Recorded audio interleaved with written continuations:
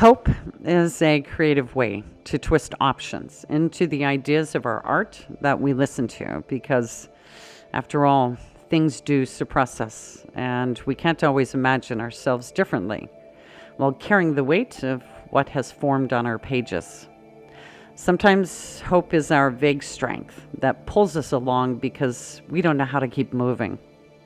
And in other moments, it's a cliff of optimism between the scenery of our layered pain and the view of the better that isn't detectable yet. Sometimes it's the negotiator between the fears that pop up to darken pages and the voice that is trying to light the way with words that aren't always being understood. And at other times, it is a gentle nod to the uncomfortable realness that we are really hoping to share and to receive. So we hold it, hoping that possible isn't just an idea, but will be the proof that safety is not a temporary state in our perfectly imperfect stories, and happiness will be a welcoming spot in our gardens where even sadness and anger are greeted with the strength of the hug that they need. And we also let it go, because we can't write it like we used to. Or it's being replaced by another hope that might be nourished by the soil work that exists within us. Or it's set to the side as something whose beacon has gone out, but we will always longingly look at how it once held the world in the palm of its design. Hope, though, is a strange thing, in that it's born from our standing in the shade, and yet until it actually becomes an observable form, our dreams remain in the state of just being a possibility, and so do we as well. But as hope wanders our moments, winds also don't always appear as imagined.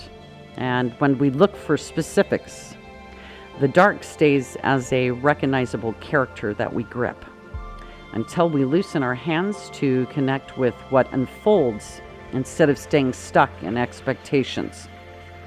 The right answer begins in the moment that we recognize a dragon, a grief on our pages, and we reach to add color to the black and white feelings of its pain. But hope can't remove that mental load without our thinking about what else we can do.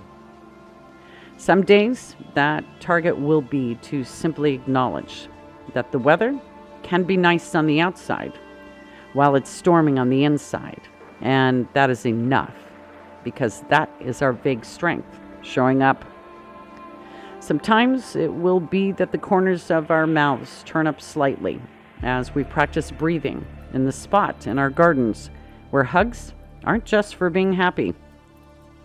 And in other moments, more is simply turning around to see that we have come so far because we have called hope and believed in our possibilities up to this very moment, despite the dragons and poor lighting.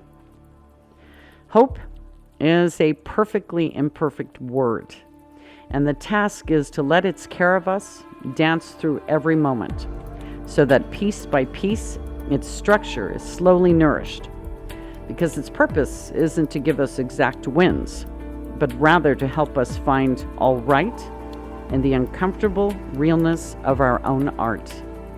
Have the best day possible for you. Love always, Hevel.